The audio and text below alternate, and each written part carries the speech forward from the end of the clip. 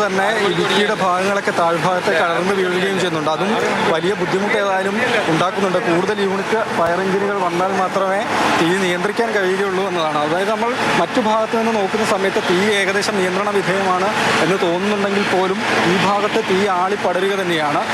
കൂടുതലായി വസ്ത്രങ്ങൾ സൂക്ഷിച്ചിട്ടുള്ള സ്ഥലമാണ്. അതായത് റമസാൻ മാസം ആരംഭിക്കാൻ പോവുകയാണ്, വിഷു വരാൻ പോവുകയാണ്. അതുകൊണ്ട് കൂടുതൽ സ്റ്റോക്കൊക്കെ എത്തിയിട്ടുള്ള ഒരു സമയം കൂടിയാണ്. അതുകൊണ്ട് തീ ഏതായാലും നിയന്ത്രിച്ച് നിർത്താൻ ഇതുവരെ കഴിഞ്ഞിട്ടില്ല എന്നതാണ് രതീഷ അവസ്ഥ.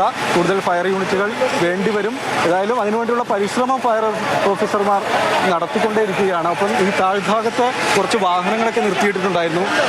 അവയെല്ലാം തന്നെ ഈ സ്ഥലത്ത് നിന്ന് നീക്കം ചെയ്യുക കൂടിയാണ്. കാരണം ഇതിൻ്റെ ഞാനീ പറഞ്ഞതുപോലെ കത്തി ഗ്ലാസിൻ്റെയും ഒക്കെ ഭാഗങ്ങൾ താഴ്ഭാഗത്തേക്ക് അടർന്നു വീഴുന്നുണ്ട്. ഒപ്പം വലിയ ഫ്ലെക്സ് ബോർഡുകളൊക്കെ ഉണ്ട്. അത് കത്തി ഉരുകി താഴ്ഭാഗത്തേക്ക് വീഴുന്നു. അങ്ങനെ താഴ്ഭാഗത്തും തീ പടരാനുള്ള ഒരു സാധ്യതയുള്ളത് കൊണ്ട് തന്നെ താഴെയുള്ള വാഹനങ്ങളൊക്കെ തന്നെ തള്ളി നീക്കുകയും ഒക്കെ തന്നെ ചെയ്യുന്നുണ്ട്. ഏതായാലും തീ നിയന്ത്രണ വിധേയമാകുന്നില്ല എന്നുള്ളതാണ് സ്ഥിതി. ഇതിനു മുൻപ് 2023 ഏപ്രിൽ 1 ജയലക്ഷ്മി സിൽക്സിൽ വലിയ തീപിടുത്തം ഉണ്ടായത്. അന്ന് 17 യൂണിറ്റ് ഫയർ എഞ്ചിനുകൾ വന്നുകൊണ്ടാണ് തീ നിയന്ത്രണ വിധേയമാക്കിയിരുന്നത്. മണിക്കൂറുകൾ നീണ്ട കഠിന ശ്രമത്തിനൊടുവിലാണ് രാവിലെ 6 മണിക്കോടുകൂടി തീപിടുത്തം ഉണ്ടാകുകയും മണിക്കൂറുകൾ എടുത്താണ് തീ നിയന്ത്രണ വിധേയമാക്കുകയും ചെയ്തിരുന്നത്.